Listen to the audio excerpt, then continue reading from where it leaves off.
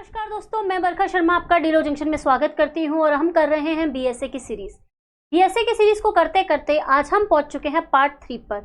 Chapter 2 का हम part 3 देखेंगे। ठीक है, सबसे पहले हम ये देखेंगे कि हम लोग क्या क्या करके आ चुके हैं, जिससे कि जिन लोगों ने नई सीरीज ज्वाइन करी है उनको पता चल जाएगा कि उन्हें पहले क्या कंप्लीट करके आना है और फिर जाके ये वाला लेक्चर देखना है। तो सबसे पहले जब हम बात करेंगे, हमने स्टार्ट किया है बीएसए को जब स्टार्ट किया है, सबसे पहले हम इसकी इंडेक्स देख के आ चुके हैं। इसके बाद हमने चैप्टर 1 प्रीलिमिनरी देख लिया है, इसमें सेक्शन 1 से लेके 2 तक था। फिर हम इसका पार्ट 1 देख के आए थे, चैप्टर 2 का, चैप्टर 2 पार्ट 1 देख के। ठीक है, इसके बाद हम पार्ट 2 देख के आ चुके हैं। अब पार्ट 2 के बाद आज हम स्टार्ट करेंगे पार्ट 3। ठीक है, पार्ट 1 में हमने क्या देखा था, सेक्शन 3 से लेके 14 तक देखा था। पार्ट 2 में हमने क्या देखा था, 15 से लेके हम लोग देख चुके थे। 15 से लेके कहां तक देखा था हम लोगों ने, 25 तक। अभी देख लेते हैं, ठीक है ना। और पार्ट 3 में हम रेस्ट बचे हुए सेक्शंस करेंगे। ठीक है, देखते हैं सबसे पहले। ठीक है, और आज जब हम पार्ट 3 की बात करेंगे तो सबसे पहले देखते हैं 26 से 27 तक।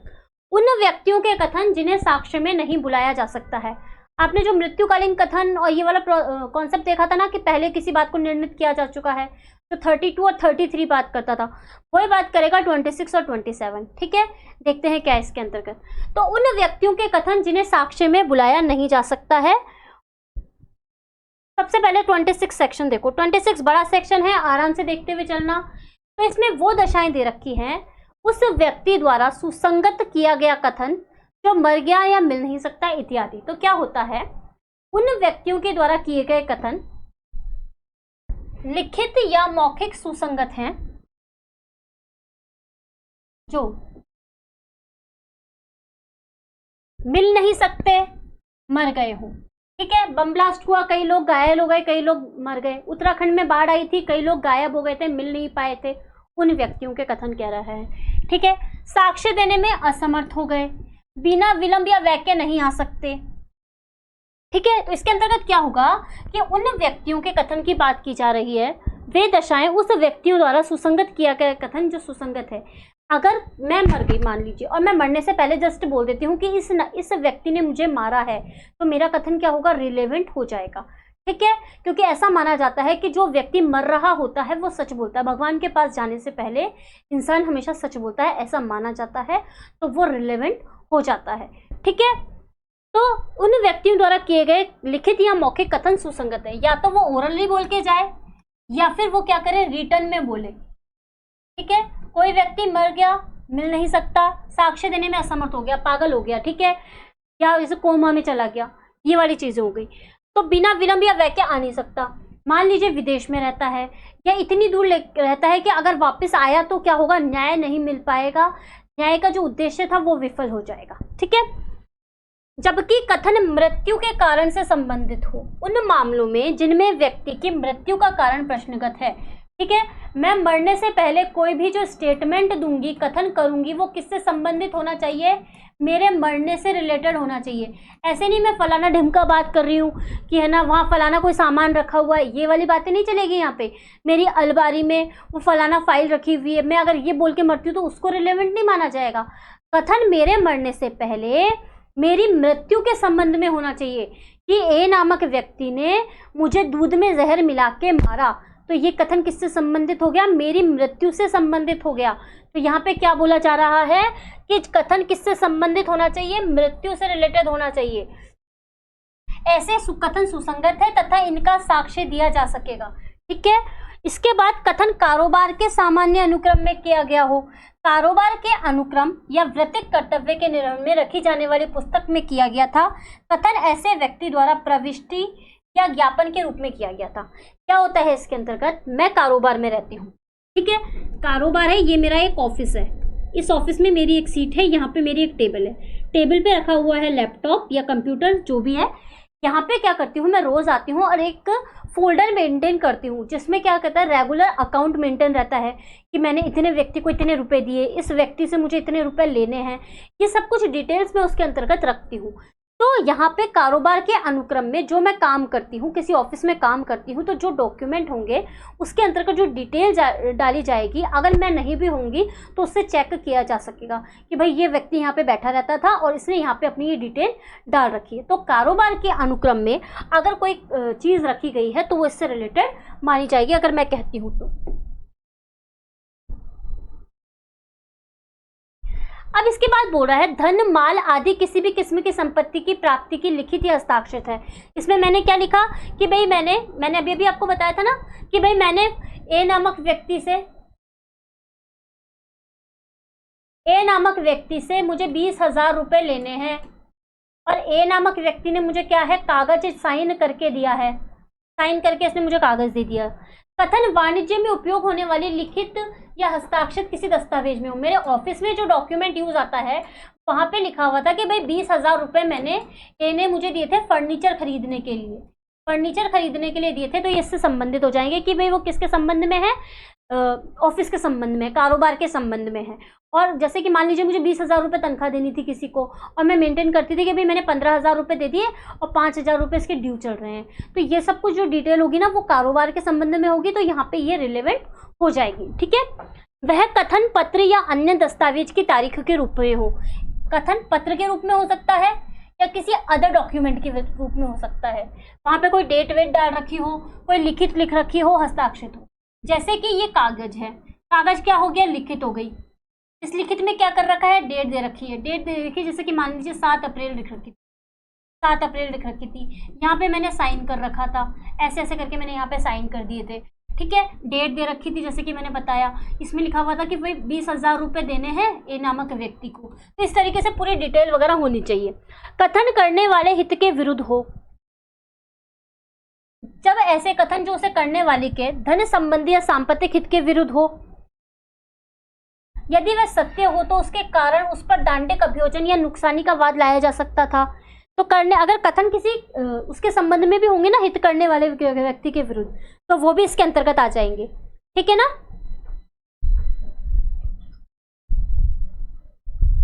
फिर 4th पॉइंट देखिए, लोक अधिकार या रूढ़ी या साधारण हित के संबंध में कोई राय है।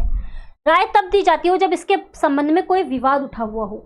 किसके संबंध में, इसके संबंध में। जैसे कि क्या हो सकता है कि ये बोलता है कि ये जो क्षेत्र है इस पर मेरा अधिकार है। ठीक है, तो ऐसा माना जाता है कि ए नामक व्यक्ति के जो फादर थे A1 और इसका जो बच्चा है A3, इनका भी क्या है, इसके ऊपर अधिकार है, पूर्वजों से इसका अधिकार रहा था। कोई रूढ़ी थी, जैसे कि मैंने आपको पहले वाले एग्जांपल में बताया था कि भाई इस हार को पहन के महिला घर में प्रवेश करेगी, तो वो पुश्तों से चली आ रही रूढ़ी है, तो वो देखी जाएगी कि पुराने समय से चल रही थी या नहीं चल रही थी। साधारण हित होना चाहिए उनका, और कब दी जाती है, जब इसके पहले कोई विवाद उठा हो। मान लीजिए वो हार पहनाना मैंने नया शुरू कर लिया कि ये हार वगैरह है और मैं नया पहना रही हूँ, तो जबकि ये बोलेंगे कि नहीं पहले से ही इस हार को पहना रहे हैं, ये विवाद उठ जाता है। ठीक है, तो ये बोला जाएगा कि नहीं पहले से इस बारे में विवाद चल रहा था कि भाई ये हार पहनाया जाएगा या नहीं पहनाया जाएगा, तो अधिकार या रूढ़ी के संबंध में हो गए। ठीक है, बड़ा पॉइंट है, लेकिन हम क्या करेंगे, इनके की पॉइंट्स को देखते देखते फिर आगे चलेंगे, क्योंकि बहुत लंबा खिंच जाएगा। अगर एक ही क्लास पूरी मैं इसके ऊपर निकाल सकती हूँ, उन व्यक्तियों के कथन जिनको साबित नहीं किया जा सकता, साक्ष्य में बुलाया नहीं जा सकता, इन पे पूरा एक बड़ा लेक्चर बन सकता है। लेकिन हमको क्या करना है, हमको जल्दी से BSA कंप्लीट करना है, क्योंकि कभी भी जब अगर RGS का एग्जाम अनाउंस हो गया तो हमारे लिए दिक्कत हो जाएगी। ठीक है, तो जिन्होंने भी अभी तक हमको लाइक नहीं किया है, लेक्चर को लाइक नहीं किया है, शेयर नहीं किया है, सब्सक्राइब नहीं किया है, पहले जाके लाइक शेयर सब्सक्राइब कर दीजिए और फिर आ जाइए अपने BSA की क्लास पर। तो नातेदारी के अस्तित्व से संबंधित है, तो क्या होगा इसके अंतर्गत, कथन किसी नातेदारी के अस्तित्व के संबंध में होना चाहिए।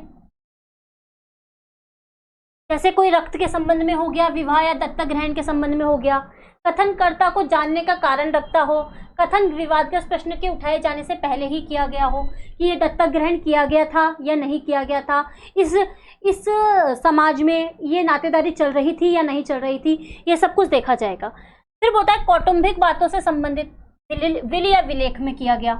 ठीक है। कौटुंबिक बातें मतलब परिवार से संबंधित बातें हो गई। तो अगर परिवार से संबंधित बातों में क्या किया गया हो, मृतक व्यक्ति के संबंध में विषय में हो कि भाई मृतक व्यक्ति ने कोई लेख लिखा या नहीं लिखा, उल्लेख किसी इच्छा पत्र या विलेख परिवार के वंशावली या मकबरे के पत्थर पर लिखा गया हो, ऐसा कथन विवादित प्रश्न उठने के पहले ही किया गया हो। ठीक है, विवाद हुआ था उससे पहले ये प्रश्न किया गया था कि कोई व्यक्ति अपनी विल करके मरा या नहीं मरा, कोई व्यक्ति विल करके मरा या नहीं मरा या नहीं। ठीक है, ये वाली बात बोली गई। सबसे पहले क्या देखा था, मरने से संबंध होना चाहिए, कारोबार के अनुक्रम में संबंध में होना चाहिए, लोकहित के विरुद्ध नहीं होना चाहिए और करने वाले के हित के विरुद्ध होना चाहिए, और नातेदारी के अस्तित्व में देख लिया, फिर कौटुंबिक बातें देख ली। अब नेक्स्ट पॉइंट देखते हैं हम लोग। सेक्शन 27 पे आइए। सेक्शन 27 बोल रहा है किसी साक्ष्य में कथित तथ्यों की सत्यता को पश्चातवर्ती कार्यवाही में साबित करने के लिए उस साक्ष्य की सुसंगति। तो ये वही पॉइंट है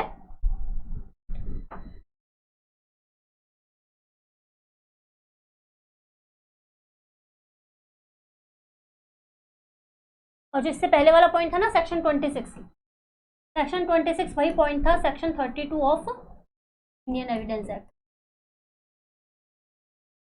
अब देखिए, किसी साक्ष्य में कथित तथ्यों की सत्यता को पश्चातवर्ती कार्यवाही में साबित करने के लिए उस साक्ष्य की सुसंगति यानी कि रिलेवेंट है, जो किसी व्यक्ति के द्वारा किसी न्यायिक कार्यवाही में यानी कि जुडिशियल प्रोसीडिंग में विधि द्वारा प्राधिकृत किसी व्यक्ति के समक्ष दिया जाता है। विधि द्वारा प्राधिकृत व्यक्ति कौन हो सकता है भाई, जज हो गया, मजिस्ट्रेट हो गया। ठीक है, एग्जाम्पल लिखते हुए चलिए जिससे कि हमको समझ में आ जाए। तो जज हो गया या फिर मजिस्ट्रेट हो गया।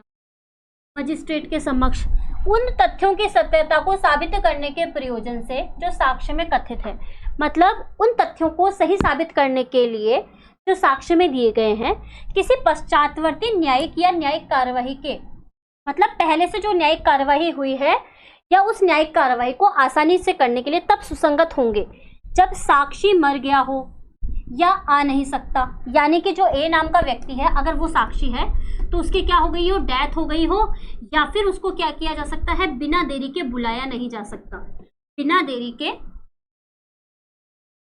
नहीं बुला सकते। ठीक है, अब देखिए क्या बोल रहा है, परंतु उसके लिए आवश्यक है कि दोनों कार्यवाही में वही पक्षकार हों। मतलब जो पहले कार्यवाही थी और जो बाद में कार्यवाही हुई, दोनों में क्या है, एक ही पक्षकार होने चाहिए। विपक्षी पक्षकार को पहली कार्यवाही में प्रतिपरीक्षा का अधिकार मिला हो। ठीक है, मान लीजिए ए और बी है, दोनों पक्षकार हैं। ठीक है, तो जो बी विपक्षी पक्षकार है इसको पहले की कार्यवाही में क्या मिला हो, प्रतिपरीक्षा का अधिकार मिला हो। ठीक है, विवादग्रस्त प्रश्न प्रथम कार्यवाही में सारते वही थे जो द्वितीय कार्यवाही, मतलब जो विवाद था वो पहली कार्यवाही में भी वही था जो दूसरी कार्यवाही में है। ठीक है, तब ये वाले उन कथन को सुसंगत माना जाएगा, अन्यथा नहीं माना जाएगा। अब देखते हैं सेक्शन 28 से 32 विशेष परिस्थितियों में किए गए कथन। कौन से कथन है ये, जो कि विशिष्ट परिस्थितियों में किए गए हैं। ये वही सेक्शन है जो 34 से 38 तक, सेक्शन 34 से 38 तक कहाँ दिए गए थे हमको, इंडियन एविडेंस एक्ट में दिए गए थे। और ये यहाँ पे कहाँ पे दिए जा रहे हैं, यहाँ पे दिए जा रहे हैं 28 से 32 में। कब कर रहे हैं, स्पेशल सिचुएशन में, स्पेशल परिस्थितियों में किए गए स्टेटमेंट से कथन है। ठीक है, सबसे पहले लेखा पुस्तकों की प्रविष्टियां, तो इसको आप क्या कर सकते हैं, बीपी माल के नाम से याद कर सकते हैं। बीपी माल कैसे कैसे चलता जाएगा अभी हम बताते जाएंगे। बीपी माल कैसे, बुक्स हो गई हमारी। अब जैसे जैसे आगे जाता जाएगा हम आपको बताते जाएंगे जिससे कि आपको समझने में आसान रहे। तो लेखा पुस्तकों की बात की जा रही है। प्रविष्टियों के कथन कब सुसंगत होते हैं, कारोबार के अनुक्रम में नियमित रूप से रखी गई, जैसे कि कोई अकाउंट्स बुक हो गई, आप अकाउंट मेंटेन करते हैं तो ये हो गई अकाउंट्स बुक्स। फिर उसके बाद जिसमें न्यायालय की जांच की जानी है वह ऐसे विषय का निर्देश करती है। मान लीजिए किसी के अकाउंट्स को चेक करना है तो ये देखा जाएगा कि भाई उसके अकाउंट्स की जो बुक है, जैसे कि मैंने मान लिया पहले बुक हुआ करती थी और आजकल फोल्डर्स वगैरह हुआ करते हैं, तो उनकी बात की जाती है। इसमें इलेक्ट्रॉनिक रूप से रखी गई पुस्तक भी है। ठीक है, जैसे कि मैंने बता दिया कोई अकाउंट्स का रजिस्टर था उसको मेंटेन कर रहे हैं, पर आजकल मैंने बताया कोई फोल्डर होता है, मान लीजिए A1 फोल्डर है अकाउंट्स का, तो इलेक्ट्रॉनिक रूप से रखी गई पुस्तक हो गई। सिर्फ ऐसे कथन किसी व्यक्ति को भारित करने के लिए काफी नहीं है। नियमित रूप से लिखी गई लेखा पुस्तकों की प्रविष्टियां संपोषक साक्ष्य है। ये कौन सी साक्ष्य होती है? संपोषक साक्ष्य होती है। ठीक है, बी से हो गया बुक्स। ठीक है, अब नेक्स्ट देखते हैं।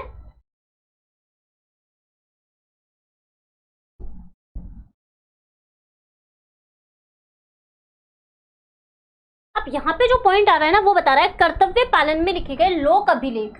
तो बीपी माल में हमने सबसे पहले बुक्स देख लिया था। अब ये आ गया पब्लिक रिकॉर्ड, लोक अभिलेख या इलेक्ट्रॉनिक अभिलेख की प्रविष्टियों की सुसंगति।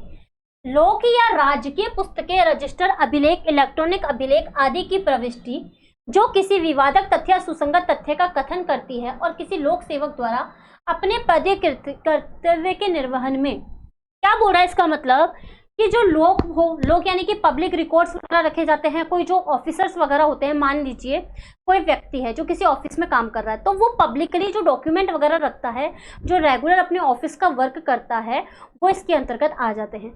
चाहे से वो किसी रजिस्टर में रखे, चाहे से वो किसी इलेक्ट्रॉनिक रूप से किसी फोल्डर वगैरह में रखे, तो वो इन सबको इसके अंतर्गत शामिल किया गया है। तो विवादक तथ्य, सुसंगत तथ्य का अगर वो कथन करते हैं, यानी कि वो चाहे फैक्ट इन इशू हो, चाहे रिलेवेंट फैक्ट हो, वो इसके अंतर्गत आते हैं। किसी लोक सेवक द्वारा अपने पदीय कर्तव्य के निर्वहन में, मतलब जब अब वो ऑफिस में काम कर रहा है तब, जो उस देश में जहां पुस्तक, रजिस्टर आदि रखे हुए हों, विधि द्वारा विशेष रूप से व्यादिष्ट कर्तव्य के पालन में, मतलब मान लीजिए कोई अकाउंट्स ऑफिसर है, उसको अकाउंट्स का काम रखने के लिए कहा गया है, या अन्य व्यक्ति द्वारा किए गए कथन स्वयं सुसंगत है। मान लीजिए कि वो व्यक्ति नहीं आ पाता, लेकिन उसका कोई जूनियर है, वो देखता है कि सर इस रिकॉर्ड को रखते थे, तो वो अन्य व्यक्ति भी राय दे सकता है। और किसी प्रविष्टि के सुसंगत होने के लिए निम्न शर्तें होनी चाहिए। कौन कौन सी शर्तें होनी चाहिए? कंडीशन कौन कौन सी होनी चाहिए? प्रविष्टि जिस पर विश्वास किया जा रहा है किसी पुस्तक या रजिस्टर में होनी चाहिए। किस में होनी चाहिए? किसी बुक में होनी चाहिए या फिर रजिस्टर में होनी चाहिए। ठीक है, विवादक तथ्य या सुसंगत कथन के बारे में होनी चाहिए, फैक्ट इन इशू से संबंधित होनी चाहिए या फिर रिलेवेंट फैक्ट से होनी चाहिए। विवादक तथ्य और रिलेवेंट फैक्ट। लोक सेवक द्वारा अपने पदीय कर्तव्य के निर्वहन में या अन्य अधिकारियों के द्वारा कर्तव्य पालन में की गई हो।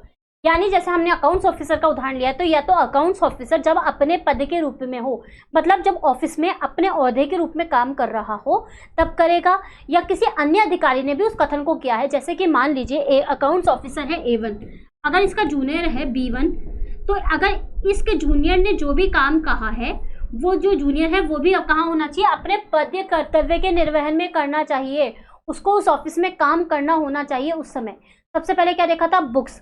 बुक्स के बाद कहाँ पे देखेंगे हम? ये लोक अभिलेख। ठीक है, पब्लिक रिकॉर्ड बोलते हैं जिसको। अब इसके बाद देखिए क्या बता रहा है। सेक्शन नंबर 30 कहता है मानचित्रों के बारे में, मैप्स के बारे में बात कर रहा है। तो देखिए, मानचित्रों, चार्टों और रेखांकनों के कथन की सुसंगति। वे कथन जो मानचित्रों, चार्टों में लोक विक्रय के लिए मानचित्र या रेखाओं में किए गए हैं, केंद्रीय सरकार के या राज्य सरकार के प्राधिकार से, सेंट्रल गवर्नमेंट या स्टेट गवर्नमेंट के प्राधिकार से, जो विवादक तथ्य, सुसंगत तथ्यों से संबंधित है, स्वयं सुसंगत है। ठीक है, रीड कर लिया एक बार। अब देखिए क्या बोल रहा है। सबसे पहले हमने देखी थी बी से बुक्स, पी से देखा था हमने पब्लिक रिकॉर्ड, इसके बाद हमने देखा है एम से क्या देखा है? मैप। मैप कौन बनाता है जनरली? भाई राज्य सरकार का क्षेत्र है तो राज्य सरकार बनाती है कि ये एरिया हमारे क्षेत्र में है। सेंट्रल गवर्नमेंट देखती है कि भाई भारत के राज्य क्षेत्र में कौन कौन सी सीमाएं हैं, तो जो विवादक तथ्यों और सुसंगत तथ्यों से संबंधित हो।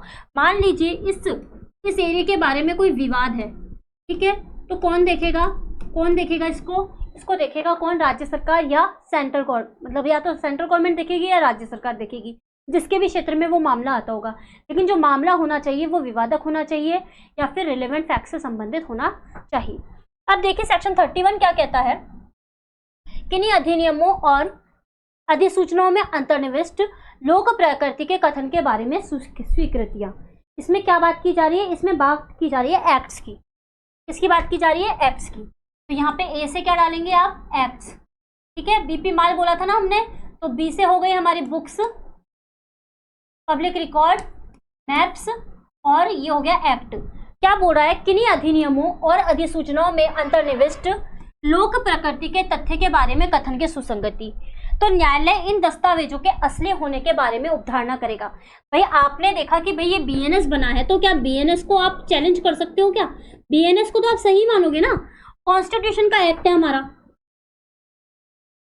कॉन्स्टिट्यूशन का एक्ट है, तो क्या आप कॉन्स्टिट्यूशन के एक्ट को ही गलत मानने लग जाओगे? तो न्यायालय क्या कर रहा है? न्यायालय इनके असली होने के बारे में उपधारणा करेगा। दस्तावेज उन्हीं आधारों पर ग्राह्य होती है जिन आधारों पर लोक अभिलेख की प्रविष्टियां होती है, यानी जो पब्लिक जो रिकॉर्ड थे उनकी एंट्रीज वगैरह होगी उससे संबंधित होना चाहिए। जब न्यायालय को किसी लोक प्रकृति के तथ्य के बारे में राय बनानी हो तो किन्हीं अधिनियमों या अधिसूचनाओं वाले किसी मुद्रित पत्र अंतर्निविष्ट परिवर्णन में किया गया उसका कथन भी क्या होगा? रिलेवेंट होगा। ठीक है, रीडिंग आउट कर लिया, इतना पढ़ के हमारा काम चल सकेगा। इसका मतलब है अगर किसी एक्ट में, किसी नोटिफिकेशन में कोई बात कही गई है तो उसे सही माना जाएगा। न्यायालय उपधारणा करेगा कि वो तथ्य सुसंगत है, रिलेवेंट है। ठीक है, अब देखिए आगे। अब ये बोल रहा है सेक्शन 32, किसी विधि की पुस्तकों में अंतर्निवेश किसी विधि के कथनों की सुसंगति जिनके अंतर्गत इलेक्ट्रॉनिक डिजिटल प्रारूप है। तो जब न्यायालय को किसी देश की विधि के बारे में राय बनानी है, उस देश में जहां पुस्तक, रजिस्टर आदि रखे हुए हैं, विधि द्वारा विशेष रूप से व्यादिष्ट कर्तव्य के पालन में किसी अन्य व्यक्ति द्वारा की गई कथन स्वयं सुसंगत है। न्यायालय को किसी देश की विधि के बारे में राय बनानी है, तब ऐसी विधि का कोई भी कथन सुसंगत है जो ऐसी पुस्तक में अंतर्निविष्ट है, जो ऐसी देश की सरकार के प्राधिकार के अधीन मुद्रित है, प्रकाशित है। ऐसे देश के न्यायालयों के विनिर्णय की कोई रिपोर्ट है, विनिर्णय की रिपोर्ट से तात्पर्य है पुस्तक में अंतर्निविष्ट है। रीड आउट कर लिया, एक बार समझते हुए चलते हैं। सबसे पहले हमने क्या देखा था? बीपी माल देखा था ना, बीपी माल। तो बीपी माल में सबसे पहले बुक्स, पब्लिक रिकॉर्ड, फिर हो गए मैप्स,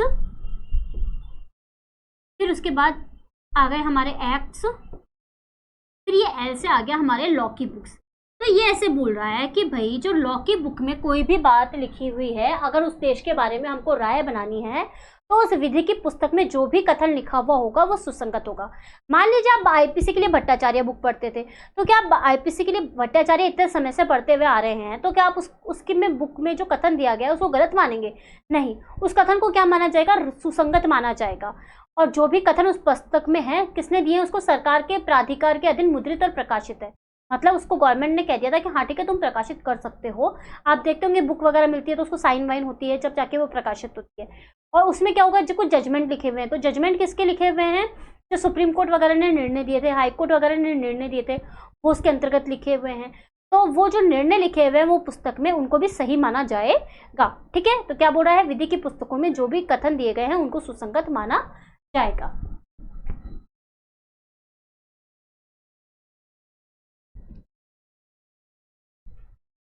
अब देखिए सेक्शन 33 है जो अकेला है, वो बोल रहा है किसी कथन में से कितना साबित करेंगे। हमारे पास है भंडार, भंडार मतलब समुद्र जितना, मान लीजिए समुद्र जितना एविडेंस है,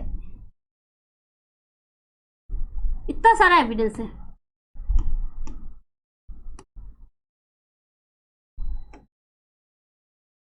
ये इतना सारा हमारे पास एविडेंस है, तो हम कहेंगे कि भाई किसी कथन में से कितना साबित करेंगे हम। तो भाई इसके लिए हमको सेक्शन 33 को देखना पड़ेगा, जो बोलता है जबकि कथन किसी बातचीत, दस्तावेज, इलेक्ट्रॉनिक अभिलेख, पुस्तक या पत्रों या कागज पत्रों की आवली का भाग हो तब क्या साक्ष्य दिया जाएगा। अब आप बोलेंगे मैम ये आवली क्या होती है? माला सुना है आपने? माला गाना भी आता है इस पे, तो की माला से। ठीक है, तो ये होती है माला। माला यानी कि आवली। आवली मतलब एक के बाद एक चीज जुड़ी हुई रहती है तब। तो क्या होता है? जब कथन यानी स्टेटमेंट, कोई बातचीत, कोई डॉक्यूमेंट, इलेक्ट्रॉनिक रिकॉर्ड, पुस्तक, पत्रों, कागज आवली के उतने का ही, उससे अधिक का नहीं साक्ष्य दिया जा सकेगा। इसका मतलब है जितनी चीज हमारे काम में आएगी। ठीक है, एक बड़ा स्टेटमेंट चल रहा है कि ए नामक व्यक्ति ने बी नाम के व्यक्ति का कत्ल किया। ठीक है, तो क्या तथ्य होंगे कि भाई ए और बी में पहले लड़ाई हुई होगी, या ए और बी में क्या होगा? किसी प्रॉपर्टी को लेके विवाद होगा। ठीक है, ये कथा। अब ये विवाद थोड़ी ना हो सकता है ए ने बी की अलमारी में से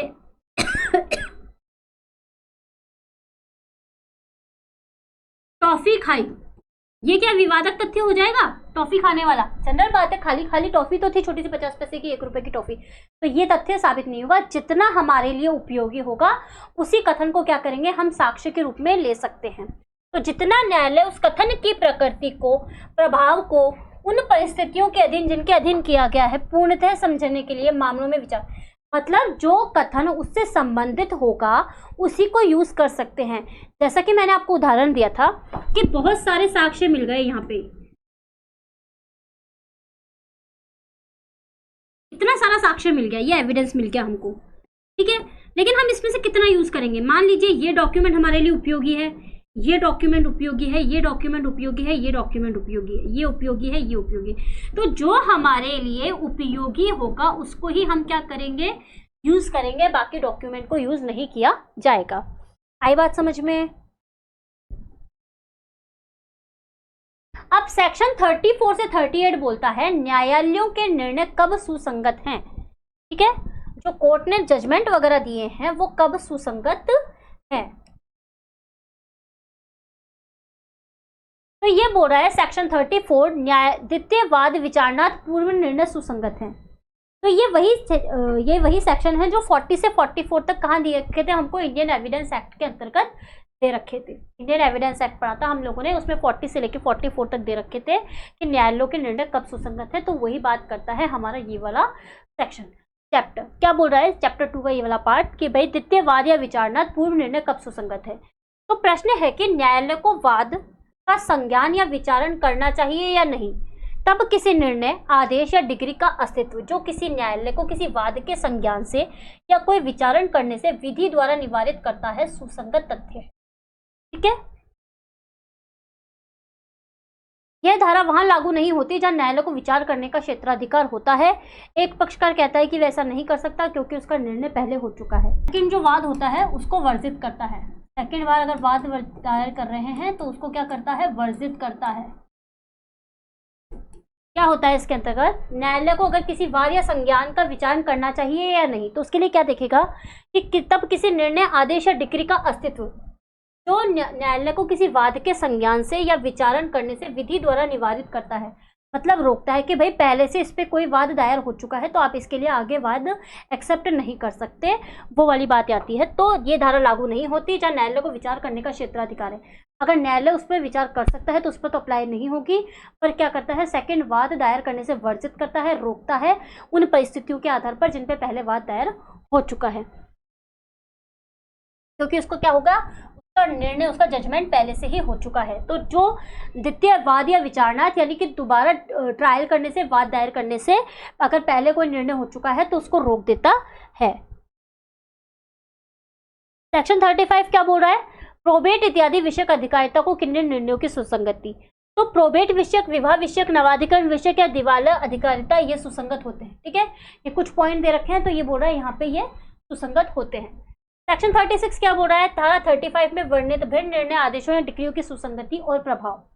तो वे आदेश, निर्णय या डिक्रियां जो धारा 35 में वर्णित है उनसे भिन्न, मतलब जो प्रोबेट विषयक, दिवाला विषयक, नवाधिकरण विषयक वगैरह दे रखे हैं उनसे भिन्न क्या होगा, यदि वे जांच में सुसंगत, लोक प्रकृति की बातों से संबंधित हैं तो वो सुसंगत हो जाएंगे, परंतु वे निश्चयात्मक सबूत नहीं है जिनका कि वे कथन करते हैं, ठीक है। निश्चयात्मक सबूत, कंक्लूसिव प्रूफ नहीं होते हैं ये, ठीक है ना।